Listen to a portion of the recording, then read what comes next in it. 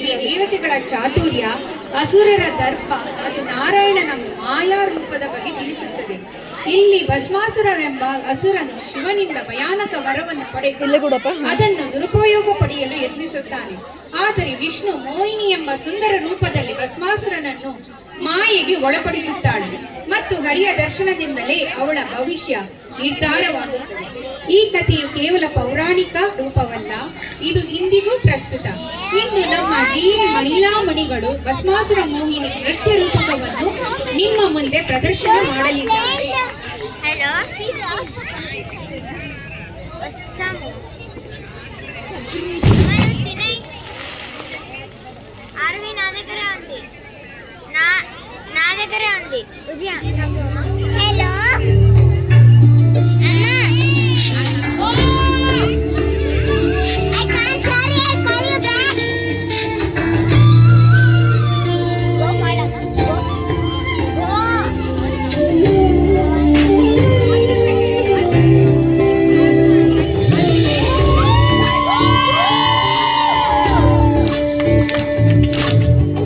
ಚಂದ್ರಚೂಡ ಶಿವಶಂಕರ ಪಾರ್ವತಿ ರಮಣಾಯನಿ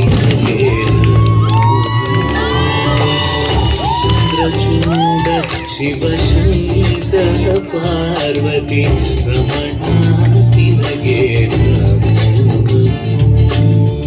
ಸುಂದರತರ ತಿರಾಗರ ಸುಂದರತರ ತಿರಾಗ ಗಂಗಾಧರ ಗಜ ಚರ್ಮಾಂಬರಧರ ಗಂಗಾಧರ ಗಜ ಚರ್ಮಾಂಬರಧರ ಚಂದ್ರಚೂಡ ಶಿವಶಂಕರ ಪಾರ್ವತಿ ರಮಣ ನಿನಗೆ ಉರಳಲಿವ ಶಿವನ ನಾಚವು ಧರಿಸಿದ ಪರಮ ವೈಷ್ಣವನು ಗರುಡ ಗಮನ ನಮ್ಮ ಪುರಂದರ ವಿಠಲನ ಪ್ರಾಣ ಪ್ರಿಯನು ಚಂದ್ರಚೂಡ ಶಿವಶಂಕರ ಪಾರ್ವತಿ ರಮಣ ನಿನಗೆ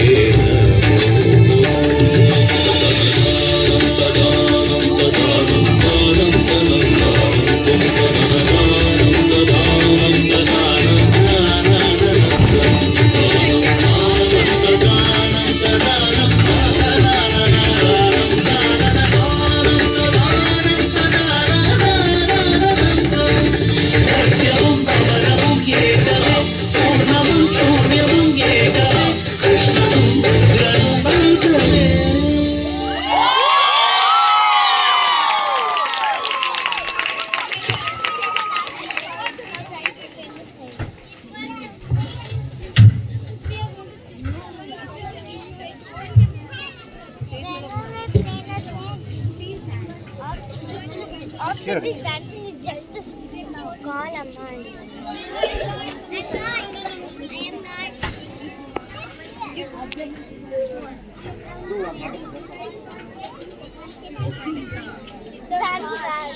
What?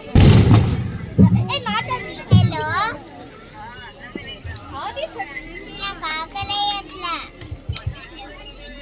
ಆದಿಶಕ್ತಿಯ ಆದೇಶದಂತೆ ತ್ರಿಮೂರ್ತಿಗಳಾದ ನಾವು ಲೋಕದ ಸಕಲ ಆಗುಹೋಗುಗಳಲ್ಲಿ ನಮ್ಮದೇ ಆದ ವಿಶಿಷ್ಟವಾದ ಕೊಡುಗೆಯನ್ನು ಹಾಗೂ ಕಾರ್ಯವನ್ನು ಮಾಡುತ್ತಾ ಬಂದಿದ್ದೇವೆ. ಅದರಲ್ಲಿ ನಾನು ವಿಶ್ವದ ಲಯ ಕಾರ್ಯದಲ್ಲಿ ತೊಡಗಿದ್ದೇನೆ. ಭೂಮಿಯ ಸಮಸ್ತ ಜನರು ನನ್ನನ್ನು ನೀಲಕಂಠ, ಮಂಜುನಾಥ, ಜಗದೀಶ, ಮಹೇಶ, ಗಿರೀಶ ಎಂದು ಭಕ್ತಿಯಿಂದ ಕರೆದು ಪೂಜಿಸುತ್ತಾರೆ. ಹಾಗಂತ ಪಾರ್ವತಿ, ನೀನೇನು ಸಾಮಾನ್ಯಳೆ? ಹಿಂದೊಮ್ಮೆ ನಿನ್ನ ತಂದೆಯಾದ ದಕ್ಷ ಮಹಾರಾಜರು ಯಜ್ಞ ಮಾಡುವಾಗ ನನ್ನನ್ನು ಅಪಮಾನ ಮಾಡಿದರೆಂದು ನೀನು ಯಜ್ಞಕುಂಡಕ್ಕೆ ಧುಮುಕಿ ಪ್ರಾಣವನ್ನೇ ತೆತ್ತೆ. ಹೌದು ಸ್ವಾಮಿ, ನಾನು ಮರುಜನ್ಮದಲ್ಲಿ ಪರ್ವತರಾಜನ ಮಗಳಾಗಿ ಹುಟ್ಟಿ ತಪಸ್ಸನ್ನು ಮಾಡಿ ನಿಮ್ಮನ್ನು ಸೇರಿದೆ. ನಿಮ್ಮ ಆಗುಹೋಗುಗಳು ಹಾಗೂ ಇಷ್ಟಾರ್ಥಗಳು ನನಗೆ ತಿಳಿದಿವೆ. ನಿಮ್ಮ ಸೇವೆಗೆ ನಾನು ಸದಾ ಸಿದ್ಧ. ಅದು ನನಗೆ ಗೊತ್ತಿದೆ ಪಾರ್ವತಿ. ನಿನಗೆ ಯಾವ ಕಾರ್ಯವನ್ನು ವಹಿಸಿದರೂ ಅದನ್ನು ನೀನು ನಿಸ್ವಾರ್ಥಿಯಾಗಿ ಮುಗಿಸುತ್ತೀಯ. ಪಾರ್ವತಿ, ಸಂಧ್ಯಾ ಕಾಲವಾಗಿದೆ. ಎಂದಿನಂತೆ ಇವತ್ತು ಕೂಡ ಭಸ್ಮವನ್ನು ತಂದುಕೊಡು. ನೆನಪಿರಲಿ ಪಾರ್ವತಿ, ಭಸ್ಮ ಶುದ್ಧ ಹಾಗೂ ಕಲ್ಮಶರಹಿತವಾಗಿರಬೇಕು. ಆಗಲಿ ಸ್ವಾಮಿ, ನೀವು ಹೇಳಿದಂಥ ಕಾರ್ಯವನ್ನು ನಾನು ಶ್ರದ್ಧೆಯಿಂದ ಪೂರೈಸುತ್ತೇನೆ. ನಾನು ಹೋಗಿ ಭಸ್ಮವನ್ನು ತರುತ್ತೇನೆ. ಹೋಗಿ ಬಾ ಪಾರ್ವತಿ.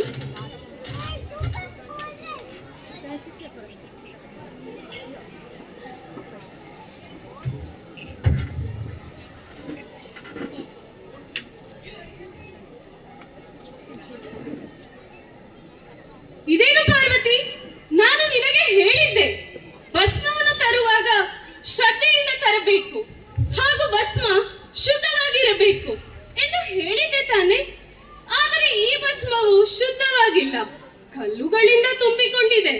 ಹಾಗಾಗಿ ನಾನು ಈ ಭಸ್ಮವನ್ನು ನನ್ನ ಮೈಗೆ ಹಚ್ಚದೆ ಚೆಲ್ಲುತ್ತೇನೆ. ಅಯ್ಯೋ ಮಹಾದೇವ, ನನ್ನಿಂದ ಮಹಾ ಅಪರಾಧವಾಗಿದೆ. ನಾನು ತಂದ ಶುದ್ಧ ಭಸ್ಮದಲ್ಲಿ ಕಲ್ಲು ಎಲ್ಲಿಂದ ಬಂತು ನಾ ಕಾಣೆ. ದಯವಿಟ್ಟು ನನ್ನನ್ನು ಕ್ಷಮಿಸಿ. ಆದರೆ ಯಾವುದೇ ಕಾರಣಕ್ಕೆ ಈ ಭಸ್ಮವನ್ನು ನೆಲದ ಮೇಲೆ ಎಸೆಯಬೇಡಿ. ತಪ್ಪೆಂದರೆ ತಪ್ಪೆ, ನಾನು ಮಾಡಿದರೆ ತಪ್ಪೆ, ನೀನು ಮಾಡಿದರೂ ತಪ್ಪೆ. ಪಾರ್ವತಿ, ಇತ್ತೀಚೆಗೆ ನೀನು ನಿನ್ನ ಕೆಲಸದಲ್ಲಿ ಶ್ರದ್ಧೆ ವಹಿಸುತ್ತಿಲ್ಲ. ಹಾಗಾಗಿ ನಾನು ಈ ಭಸ್ಮವನ್ನು ಚೆಲ್ಲುತ್ತೇನೆ. ಬೇಡ ಮಹಾದೇವ. ಏನಾದರೂ ಆಗಲಿ, ಎಲ್ಲವನ್ನೂ ಈ ಪರಮೇಶ್ವರನು ನೋಡಿಕೊಳ್ಳುತ್ತಾನೆ.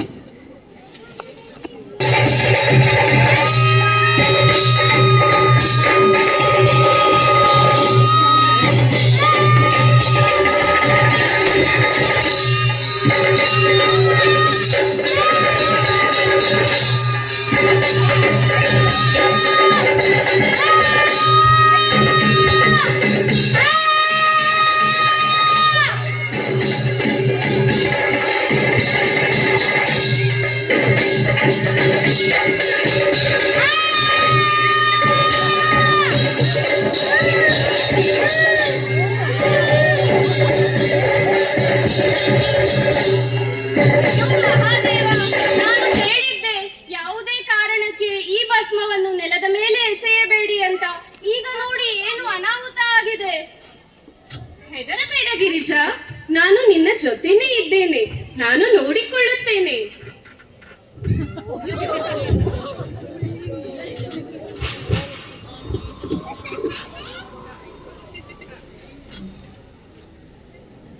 ಏನಿದು ಸ್ವಾಮಿ? ಯಾರಿವನು?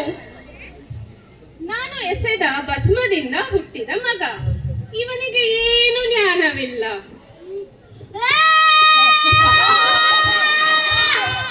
ಬರೀ ಅರಚುವುದು ಹಾಗೂ ಕೂಗುವುದು ಮಾತ್ರ ಗೊತ್ತು. ಹಾಗಾಗಿ ನಾವು ಇವನನ್ನು ತಿದ್ದಿ ಜ್ಞಾನ ತುಂಬಬೇಕು. ಏನು ಜ್ಞಾನ ತುಂಬುವುದು? ಇವನು ಅರಚುವುದು, ಕಿರುಚುವುದು, ಅಳುವುದು ನೋಡಿ ನನಗೆ ತುಂಬಾ ಭಯವಾಗ್ತಾ ಇದೆ.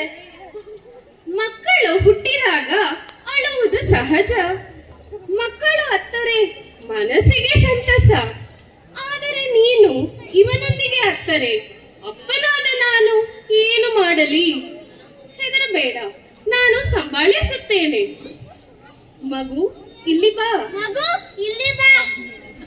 ಮಗನೇ, ಹಾಗೆ ಅಲ್ಲ, ಇಲ್ಲಿ ಕೇಳು. ಮಗನೇ, ನೀನು ಭಸ್ಮದಿಂದ ಹುಟ್ಟಿದರಿಂದ ನಿನ್ನನ್ನು ಭಸ್ಮಾಸುರ ಎಂಬ ಹೆಸರಿನಿಂದ ಕರೆಯುತ್ತೇನೆ. ಮಗನೇ, ಇಲ್ಲಿ ಕೇಳು. ನಾನು ನಿನ್ನ ಅಪ್ಪ, ಇವಳು ನನ್ನ ಹೆಂಡತಿ. ನಾನು ನಿನ್ನ ಅಪ್ಪ, ಇವಳು ನಮ್ಮ ಹೆಂಡತಿ. ಅಯ್ಯೋ ಮಹಾದೇವ! ಮಗನೇ, ಹಾಗೆ ಅಲ್ಲ. ನಾನು ನಿನ್ನ ಅಪ್ಪ, ಇವಳು ನಿನ್ನ ತಾಯಿ. ಓಹೋ, ಹಾಗಾ? ತುಂಬಾ ಚೆನ್ನಾಗಿದೆ. ನನ್ನ ಹೆಸರು ಭಸ್ಮಾಸುರ. ತುಂಬಾ ಚೆನ್ನಾಗಿದೆ. ನನಗೆ ಒಳ್ಳೆ ಹೆಸರು ಕಟ್ಟೆ. ನನಗೆ ಏನಾದರೂ ಕೆಲಸ ಕೊಡು ಈಗಲೇ. ಮಗನೇ, ಅಮ್ಮ ಮಾಡುವ ಕೆಲಸವನ್ನು ನಿನಗೆ ಕೊಡುತ್ತೇನೆ.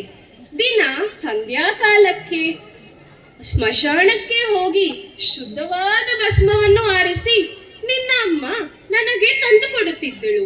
ಇನ್ನು ಮುಂದೆ ಈ ಕೆಲಸವನ್ನು ನೀನು ಮಾಡಬೇಕು. ಹಂಗಾರೆ ಅಮ್ಮ ಏನ ಕೆಲಸ ಮಾಡ್ತಾರೆ? ಅಮ್ಮನಿಗೆ ಮಾಡಲು ಸಾಕಷ್ಟು ಕೆಲಸವಿದೆ. ಆಯ್ತು ಅಪ್ಪ, ನನಗೆ ನಿಮ್ಮ ಸೇವೆಯನ್ನು ಮಾಡಲು ಅವಕಾಶ ಕೊಟ್ಟಿದ್ದಕ್ಕೆ ಧನ್ಯವಾದಗಳು. ಶುಭವಾಗಲಿ ಮಗನೇ.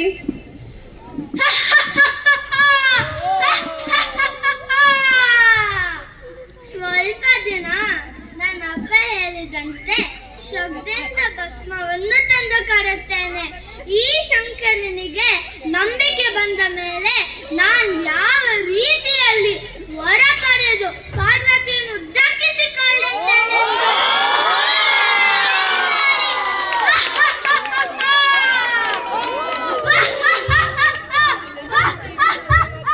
ಹೀಗೆ ಪರಶಿವನು ಹೇಳಿದಂತೆ ಭಸ್ಮವನ್ನು ಆರಿಸುತ್ತಾ 3 ಲೋಕವನ್ನು ಸಂಚರಿಸಿ ಭಸ್ಮವನ್ನು ತಂದು ಕೊಡುತ್ತಿದ್ದನು, ಶಿವನಿಗೆ ಅರ್ಪಿಸುತ್ತಿದ್ದನು. ಹಾಗೂ ತನಗೆ ವಹಿಸಿದ ಕೆಲಸವನ್ನು ಬಹಳ ವರ್ಷದವರೆಗೂ ಶ್ರದ್ಧೆಯಿಂದ ಮಾಡತೊಡಗಿದನು. ಹೀಗಿರುವಾಗ ಭಸ್ಮಾಸುರನಿಗೆ ತಾನು ಹೇಗಾದರೂ ಮಾಡಿ ದುರಾಲೋಚನೆ ಬಂತು.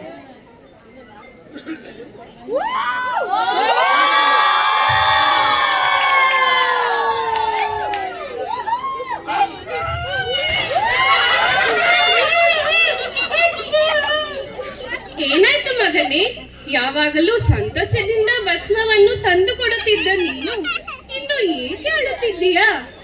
ಅಪ್ಪ, ನಿನ್ನ ಆದೇಶದಂತೆ ಸ್ಮಶಾನಕ್ಕೆ ಹೋಗಿ ನಿನ್ನ ಭಕ್ತರ ಬೂದಿಯನ್ನು ತರುತ್ತಿದ್ದೆ.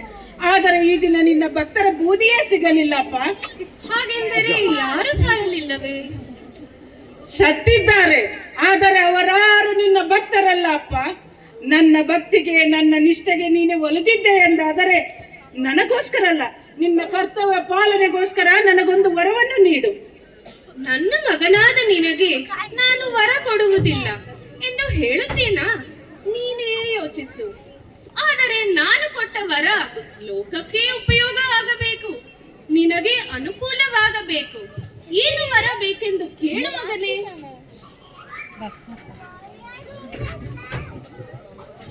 ಹಾಗಾದರೆ ಅಪ್ಪ, ನಾನು ಯಾರ ತಲೆಯ ಮೇಲೆ ನನ್ನ ಕರವನ್ನು ಇಡುತ್ತೇನೆ ಅವರು ಉರಿದುರಿದು ಭಸ್ಮವಾಗಬೇಕೆಂಬ ವರವನ್ನು ಕರುಣಿಸು. ದಯವಿಟ್ಟು ಸ್ವಲ್ಪ ನಿಲ್ಲಿ. ಈ ವರವನ್ನು ಅವನಿಗೆ ಕರುಣಿಸಬೇಡಿ, ಇಲ್ಲವಾದರೆ ಅವನು ನಿಮ್ಮ ಹಾಗೂ ಯಮನ ಕೆಲಸವನ್ನು ಉಪಯೋಗಿಸಿಕೊಳ್ಳಬಹುದು. ಶಿವೆ, ಇವನು ನನ್ನ ಮಗನು. ಇವನು ಯಾವ ರೀತಿಯಲ್ಲಿ ಯಾರಿಗೂ ಹಾನಿ ಮಾಡಲಾರನು. ಇವನ ವಿನಯವನ್ನು ಗಮನಿಸು. ಇವನು ನನ್ನ ಸೇವೆಗೆಂದೇ ನನ್ನಲ್ಲಿ ವರವನ್ನು ಯಾಚಿಸುತ್ತಿದ್ದಾನೆ. ಹೇ ಮಹಾದೇವ, ಇದೇ ರೀತಿ ನೀವು ಭಕ್ತರ ಬೇಡಿಕೆಗೆ ಯೋಚಿಸದೆ ವರವನ್ನು ಕರುಣಿಸಿದರೆ ನಿಮಗೆ ಅಪಾಯ ಉಂಟಾಗುತ್ತದೆ. ಇದೇ ರೀತಿಯ ಹಿಂದೆ ಲಂಕೆಯ ರಾವಣನಿಗೆ ನೀವು ನಿಮ್ಮ ಆತ್ಮಲಿಂಗವನ್ನೇ ಅರ್ಪಿಸಿದ್ದೀರಿ. ಆಗ ದುರುಳನು ನನ್ನನ್ನೇ ಅಪಹರಿಸಲು ಪ್ರಯತ್ನಿಸಿದನು. ನೀನು ಏನು ಯೋಚಿಸಬೇಡ. ಏನೇ ಪರಿಣಾಮವಾದರೂ ನಾನು ರಕ್ಷಿಸುತ್ತೇನೆ. ನಾನು ಹೇಳುವುದು ನಿಮ್ಮ ಒಳ್ಳೆಯದಕ್ಕೆ. ನೀವು ಹೇಗಿದ್ದರೂ ನನ್ನ ಮಾತನ್ನು ಕೇಳುವುದಿಲ್ಲ. ಈಗ ನೀವುಂಟು, ನಿಮ್ಮ ಮಗ ಉಂಟು. ನಾನು ಹೋಗಿ ಬರುತ್ತೇನೆ.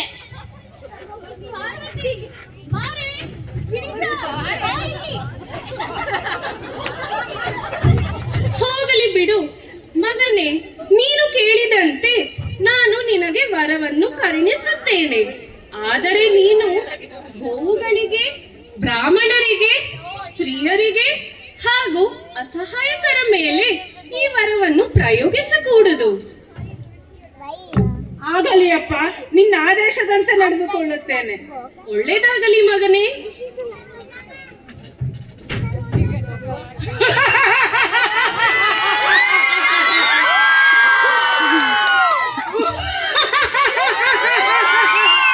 ನಾನು ಶಂಕರನನ್ನು ಗೆದ್ದೆ.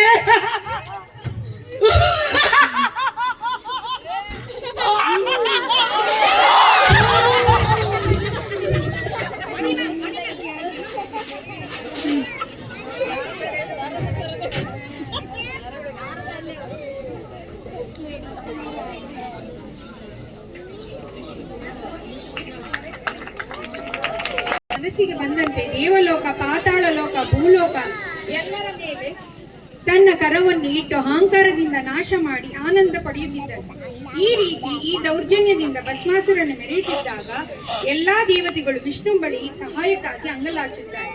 ಆಗ ವಿಷ್ಣು ಸತ್ಯಾಸತ್ಯ ತಿಳಿಯಲು ಶಿವನ ಬಳಿ ಹೋಗ್ತಾರೆ.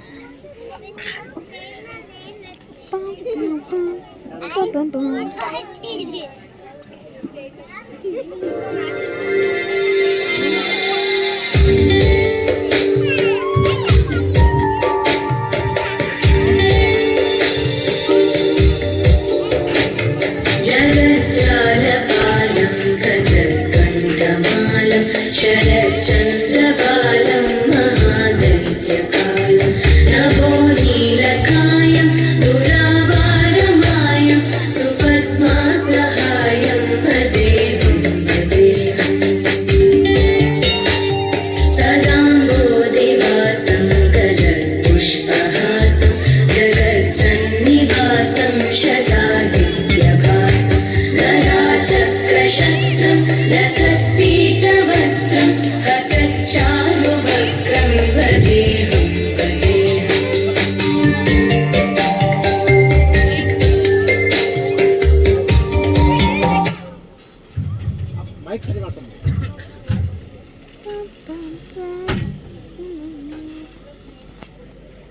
ನಮೋ ನಮಃ ಮಹಾವಿಷ್ಣು. ನೀವು ಯಾವ ಕಾರಣವಿಲ್ಲದೆ ಕೈಲಾಸಕ್ಕೆ ಬರುವುದಿಲ್ಲ. ನೀವು ಬಂದಿದ್ದ ಕಾರಣವೇನು? ನಮೋ ನಮಃ ಮಹಾದೇವ. ಎಲ್ಲಾ ದೇವತೆಗಳು ನಿನ್ನ ಮಗ ಭಸ್ಮಾಸುರನ ಮೇಲೆ ದೂರನ್ನು ನೀಡಲು ಬಂದಿದ್ದ. ಅವನು ನೀವು ಕೊಟ್ಟ ವರದಿಂದ ಬ್ರಾಹ್ಮಣರ, ಸಜ್ಜನರ ಹಾಗೂ ಪ್ರಾಣಿಗಳ ಮೇಲೆ ಆಕ್ರಮಣವನ್ನು ಮಾಡುತ್ತಿದ್ದಾನೆ. ಏಕೆ ಹೀಗಾಯಿತು? ಹರಿಯೇ, ನನ್ನ ಮಗ ಭಸ್ಮಾಸುರನು ನನ್ನ ದಿನನಿತ್ಯದ ಭಸ್ಮವನ್ನು ತರಲು ಅನುಕೂಲವಾಗಲೆಂದು ನಾನು ಈ ವರವನ್ನು ನೀಡಿದ್ದೆ. ಅವನು ನನ್ನ ಪುತ್ರನು. ಅವನು ಯಾವುದೇ ರೀತಿಯಲ್ಲಿ ಯಾರಿಗೂ ಹಾನಿ ಮಾಡಲಾರನು. ಆದರೂ ನಿನ್ನ ಮನಸ್ಸಿಗೆ ಸಮಾಧಾನವಾಗಲು ನಿನ್ನ ಎದುರಿಗೆ ಅವನನ್ನು ಕರೆದು ಕೇಳುತ್ತೇನೆ. ಮಗನೇ ಭಸ್ಮಾಸುರ, ಬಾ ಇಲ್ಲಿ, ಶೀಘ್ರ ಬಾ. ನೀನು ಏನು ಮಾಡುತ್ತಿದ್ದೀಯಾ? ಅಪ್ಪ, ನಾನು ಯಾವುದೇ ತಪ್ಪು ಮಾಡಿಲ್ಲಪ್ಪ. ಕೇವಲ ನಿನ್ನ ಭಕ್ತರ ಬೂದಿ ತರಲು ಈ ವರವನ್ನು ಉಪಯೋಗಿಸುತ್ತಿದ್ದೇನೆ. ಇವರೆಲ್ಲರಿಗೂ ನನ್ನ ಮೇಲೆ ಅಸೂಯೆ, ಅದಕ್ಕೆ ನನ್ನ ಮೇಲೆ ಆರೋಪ ಏರುತ್ತಿದ್ದಾರೆ. ಹರಿ, ನೀವು ಏನು ಚಿಂತಿಸಬೇಡಿ. ಇವನನ್ನು ಆಮೇಲೆ ವಿಚಾರಿಸುತ್ತೇನೆ. ನಿನ್ನ ಆಮೇಲೆ ಪರಾಮರ್ಶಿಸುತ್ತೇನೆ. ಈಗ ನಡಿ ನನ್ನ ಜೊತೆ. ಎಲ್ಲಾ ತಂದೆ ತಾಯಂದಿರಿಗೂ ತಮ್ಮ ಮಕ್ಕಳು ಎಂದರೆ ಪಂಚಪ್ರಾಣ. ತಮ್ಮ ಮಕ್ಕಳು ತಪ್ಪು ಮಾಡಿದ್ದಾರೆಂದರೆ ನಂಬಲು ಅಸಾಧ್ಯ. ಈ ಶಂಕರನಿಗೆ ಯಾರು ಬೇಕಾದರೂ ಮೋಸ ಮಾಡಬಹುದು. ಅದಕ್ಕೆ ಹೇಳುವುದು, ಹೆತ್ತವರಿಗೆ ಹೆಗ್ಗಣವೂ ಮುದ್ದು. ಇರಲಿ, ಈ ಸಮಸ್ಯೆಗೆ ನಾನೇ ಏನಾದರೂ ಪರಿಹಾರ ಕಂಡುಕೊಳ್ಳುತ್ತೇನೆ. ಹೇಗಿದ್ದರೂ ನನ್ನ ಆಪ್ತ ನಾರದರಿದ್ದಾರೆ, ನೋಡೋಣ.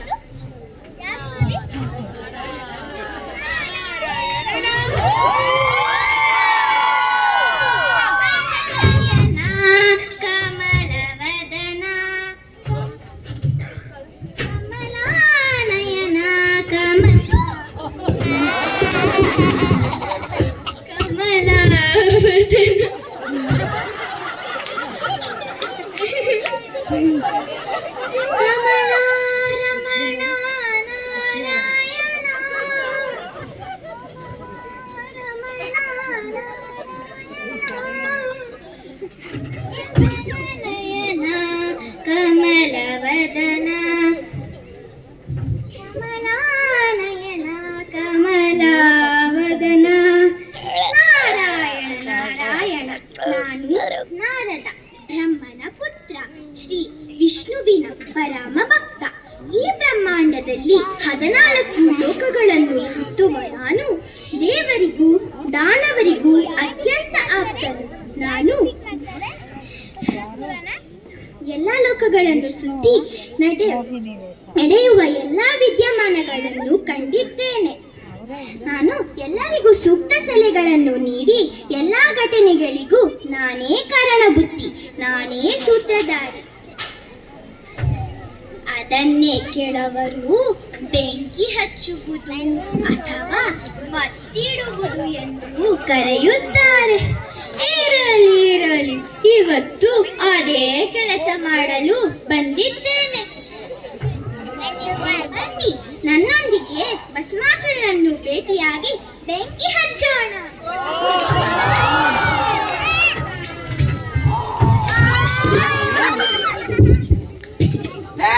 ಯಾರಯ್ಯ ನೀನು? ಏತಕ್ಕೆ ಬಂದೆ?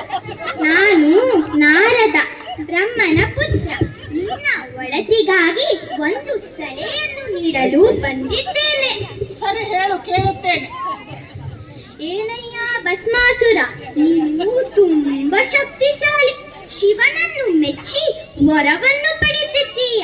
ಇಂತಹ ನೀನು ಭೂಲೋಕದಲ್ಲಿರುವ ಸ್ಮಶಾನಕ್ಕೆ ಹೋಗಿ ಭಸ್ಮವನ್ನು ತರುವ ಚಿಕ್ಕ ಕೆಲಸವನ್ನು ಏಕೆ ಮಾಡುತ್ತೀಯಾ?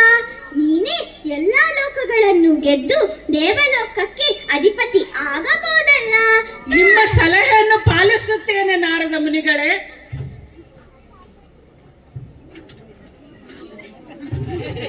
ಕೆಲಸ ಆಯಿತು, ನಾನು ಮತ್ತೆ ಬರುತ್ತೇನೆ.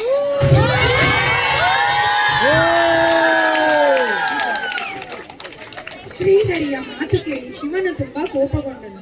ಶಿವನ್ ಕೋಪದಿಂದ ತನ್ನ ಮಗನಾದ ಭಸ್ಮಾಸುರನನ್ನು ಕೂಗಿದನು. ಹೇ ಭಸ್ಮಾಸುರ, ಬಾಯಿಲಿ, ನನಗೆ ಗೊತ್ತು ನೀ ಸುಳ್ಳು ಹೇಳುತ್ತಿದ್ದೀಯಂತ. ನನ್ನ ಬಳಿ ಸುಳ್ಳು ಹೇಳಬೇಡ, ನನಗೆ ಎಲ್ಲ ತಿಳಿದಿದೆ. ನೀನು ಈ ರೀತಿ ಮಾಡುವುದು ಸರಿಯಲ್ಲ.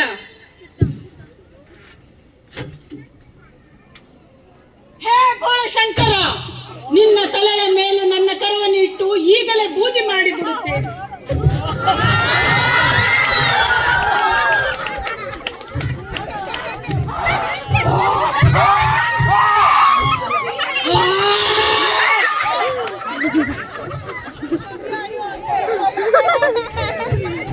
ಶ್ರೀಹರಿ, ನನ್ನ ಕಾಪಾಡು. ನನಗೆ ಗೊತ್ತು, ನನ್ನ ಮಗ ಭಸ್ಮಾಸುರ ನನ್ನ ಶಿರದ ಮೇಲೆ ತನ್ನ ಕರವನ್ನು ಇಟ್ಟು ನನ್ನನ್ನೇ ನಾಶ ಮಾಡಲು ಹೊಂಚು ಹಾಕುತ್ತಿದ್ದಾನೆ. ನನ್ನ ಕಾಪಾಡು. ಹೆದರಬೇಡ ಮಹಾದೇವ, ನಾನಿದ್ದೀನಿ. ನೀನು ನಿಶ್ಚಿಂತೆಯಿಂದ ಆ ವಟವೃಕ್ಷದ ಹಾಗೆ ನಿಂತು ಬಿಡು. ನನ್ನ ಲೀಲೆಯನ್ನು ನೋಡು. ಆಯ್ತು ಶ್ರೀಹರಿ. Save my place, ಅಕ್ಕ.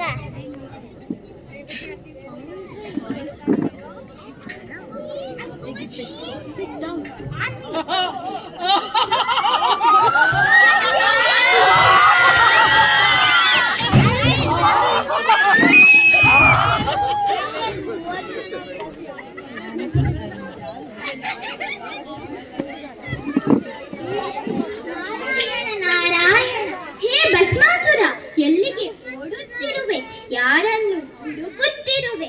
ನಾನು ನಿನ್ನ ಹಿತೈಷಿ, ನಿನ್ನ ಒಳ್ಳೆಯದನ್ನೇ ಬಯಸುತ್ತೇನೆ. ಇಷ್ಟು ಸುಂದರವಾಗಿದ್ದೆಯ, ಇಷ್ಟು ಬಲಶಾಲಿಯಾಗಿದ್ದೆಯ.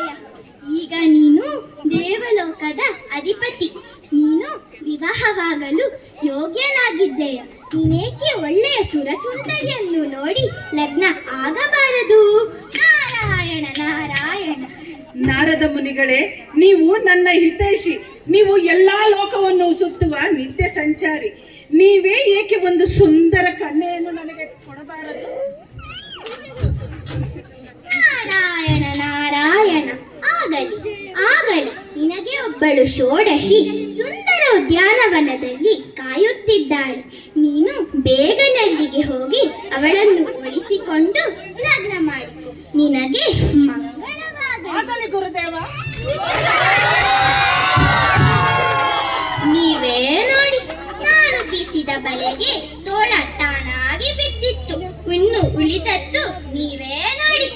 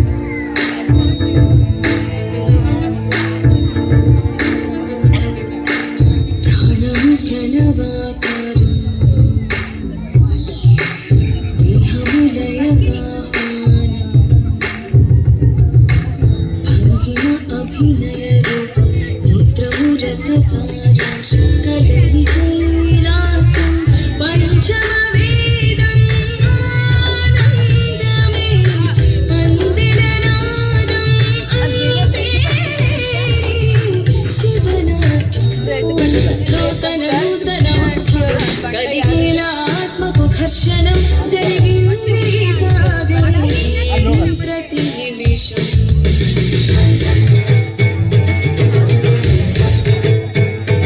మసిమన్నున దాగిన కుందనం మరిగాకే జ్వాలతోజ్వలం మదిలోను మధనం నిత్యం తెలిపెను గమ్యం నందనతోం తనన నందనతోం తనన తనం తోం తోం తన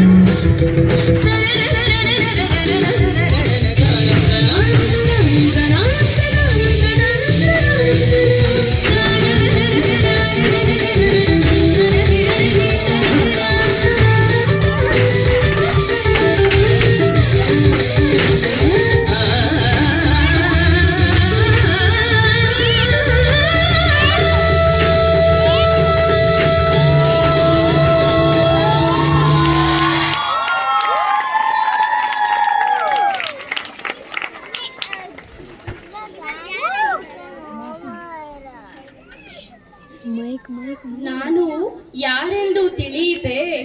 ನಾನು ಮೋಹಿನಿ. ಪ್ರತಿ ಬಾರಿಯೂ ದೇವಲೋಕಕ್ಕೆ ಅಪಾಯ ಬಂದಾಗ ಉಪಾಯದಿಂದ ಪಾರು ಮಾಡುವುದೇ ನನ್ನ ಕೆಲಸ.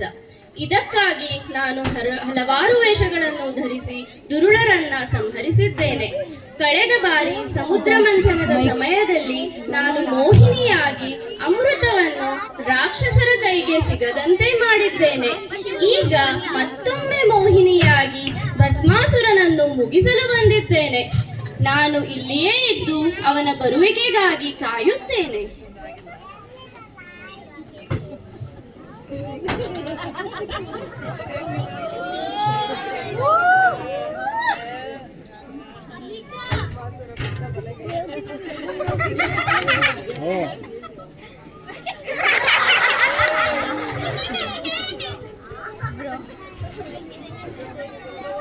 ನಾರದರು ಹೇಳಿದ ಷೋಡಶಿ ಇವಳೇ ಇರಬಹುದು. ಈ ಸೌಂದರ್ಯ ರಾಶಿಯನ್ನು ಕಾಣಲು ನನ್ನೆರಡು ಕಣ್ಣುಗಳೇ ಸಾಲದು. ಆ ಬ್ರಹ್ಮನು ಇವಳನ್ನು ಸೃಷ್ಟಿ ಮಾಡುವಾಗ ಬಹಳ ತಾಳ್ಮೆಯಿಂದ ಹಾಗೂ ಯೋಚನೆಯಿಂದ ತಿದ್ದಿ ತಿಡಿ ಮಾಡಿದಂತೆ ಕಾಣುತ್ತದೆ. ಇವಳ ನಡೆಯೋ ನವಿಲಿನ ನಾಟ್ಯದಂತೆ, ಆ ನಗುವು ಚಂದ್ರನ ಬೆಳದಿಂಗಳನ್ನು ಮೀರಿಸುತ್ತಿದೆ. ಇವಳನ್ನು ಹೊಗಳಲು ನನ್ನ ಪದಪುಂಜಗಳೇ ಸಾಲದು. ನನ್ನಲ್ಲಿ ಸಮಯವೂ ಇಲ್ಲ. ಇವಳು ಯಾರೆಂದು ವಿಚಾರಿಸುತ್ತೇನೆ. ಹೇ ಲಲನಮಣಿಯೇ, ಯಾರಿಗಾಗಿ ಒಂಟಿಯಾಗಿ ಕಾಯುತ್ತಿರುವೆ? ನನ್ನ ಮಾತಿಗೆ ಉತ್ತರ ನೀಡು. ಬಹುಶಃ ಇವಳು ಮೂಗಿಯೇ ಇರಬಹುದು, ಕಿವುಡಿಯೇ ಇರಬಹುದು. ಹೇ, ಯಾರು ನೀನು? ನಾನು ಅಪರಿಚಿತರೊಂದಿಗೆ ಮಾತನಾಡುವುದಿಲ್ಲ. ಹೇ! ನಾನು ಯಾರ? ಕೈಲಾಸವಾಸಿ ಶಂಕರನ ಮಗ ಭಸ್ಮಾಸುರ. ನಾನು 64 ವಿದ್ಯೆಗಳಲ್ಲಿ ನಿಪುಣನು. ನಿನ್ನನ್ನು ನೋಡಿ ಮರುಳಾಗಿದ್ದೇನೆ. ನಿನ್ನನ್ನು ವರಿಸಲು ಬಯಸುತ್ತೇನೆ. ಅಂದ ಹಾಗೆ ನಿನ್ನ ಹೆಸರೇನು ಸುಂದರಿ? ನನ್ನ ಹೆಸರು ಮೋಹಿನಿ. ಮೋಹಿನಿ, ಮೋಹಿನಿ, ಸುಂದರ. ನಿನ್ನನ್ನು ವರಿಸಲು ನಾನು ಸ್ವರ್ಗಲೋಕದಿಂದ ಕಾಮಧೇನು ಕಲ್ಪವೃಕ್ಷ ತಂದು ಕೊಡಲೆ? ಆಕಾಶದಿಂದ ಚಂದ್ರ ಮತ್ತು ನಕ್ಷತ್ರನನ್ನು ತಂದು ಕೊಡಲೆ? ಹೇಳು ಪ್ರಿಯೆ, ನಿನ್ನನ್ನು ವರಿಸಲು ನಾನೇನು ಮಾಡಬೇಕು? ಏನೂ ಬೇಡ. ನನ್ನನ್ನು ವರಿಸಲು ಒಂದು ಷರತ್ತು ಇದೆ. ನೀನು ನೃತ್ಯದಲ್ಲಿ ಈ ಮೋಹಿನಿಯನ್ನು ಸೋಲಿಸಿದರೆ ನಾನು ನಿನ್ನನ್ನು ವರಿಸುತ್ತೇನೆ. ಅದಕ್ಕೆ ನಿನ್ನ ಒಪ್ಪಿಗೆ ಇದೆ? ಇದೇನು ಮಹಾಶರತೆ? ಬಾ, ನಾಟ್ಯ ಮಾಡೋಣ. ಸರಿ, ನಾನು ಹೇಗೆ ನೃತ್ಯ ಮಾಡುತ್ತೇನೋ ನೀನು ಹಾಗೆ ನೃತ್ಯ ಮಾಡಬೇಕು. ಆಗಲಿ.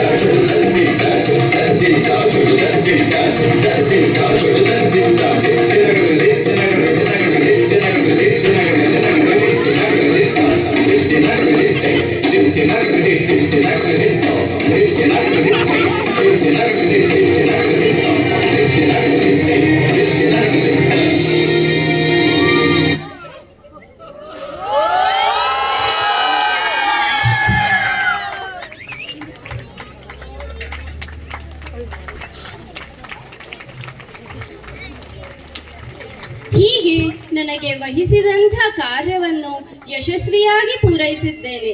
ಜಗನ್ಮಾತೆಯಾದ ನಾನು ಎಲ್ಲರಿಗೂ ಶುಭವಾಗಲಿ ಎಂದು ಬಯಸುತ್ತೇನೆ.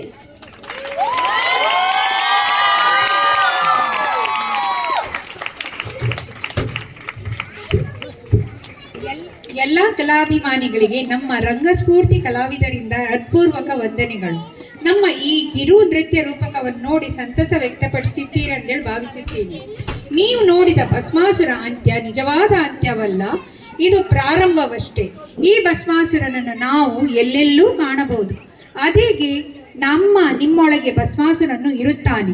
ರೂಪ, ಸಂಪತ್ತು, ಅಧಿಕಾರ, ಅಂತಸ್ತು, ತೋಳುಬಲ, ಬುದ್ಧಿಬಲ, ಅಹಂಕಾರ, ಅಸೂಯೆ ಹುಟ್ಟಿ ನಾವುಗಳು ಭಸ್ಮಾಸುರರಾಗಿ ನಮ್ಮನ್ನೇ ನಾವು ನಾಶ ಮಾಡಿಕೊಳ್ಳುತ್ತೇವೆ.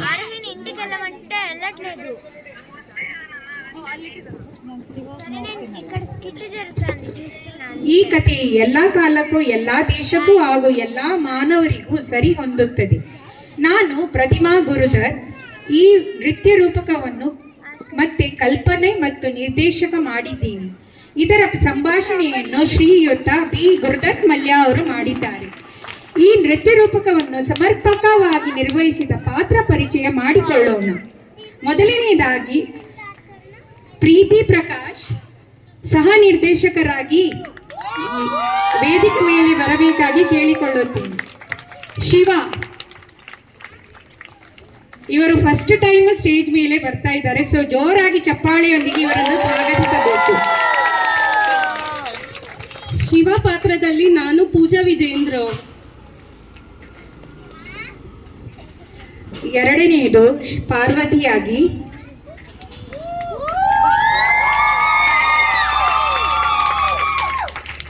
ಪಾರ್ವತಿ ದೇವಿಯ ಪಾತ್ರದಲ್ಲಿ ನಾನು ದೀಪ್ತಿ. ವಿಷ್ಣು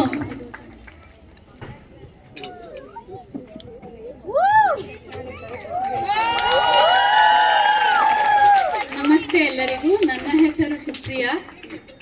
ನಾನು ವಿಷ್ಣು ಪಾತ್ರ. ನಾರದ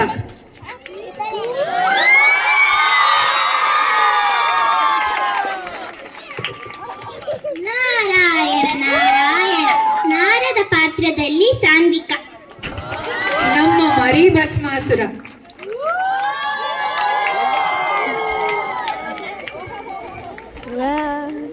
ಮರಿ ಭಸ್ಮಾಸುರ ಪಾತ್ರದಲ್ಲಿ ಗೌತಮ್. ಮೋಹಕ ಮೋಹಿನಿ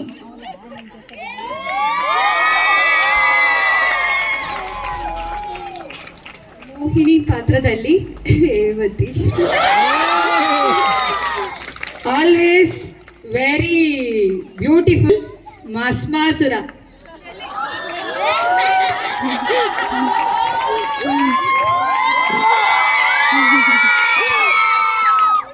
ನಾನು ವಾಣಿ ವೆಂಕಟೇಶ್ ಗೋಕಲ್ಕರ್ ನಿಮ್ಮೆಲ್ಲರ ನೆಚ್ಚಿನ ಭಸ್ಮಾಸುರ ಪಾತ್ರದಲ್ಲಿ.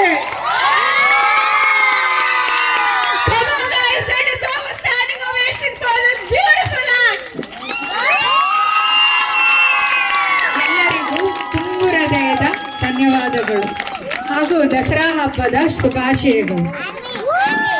Thank you everyone. This act was directed by Srimati Mohini. Please give her a huge round of applause.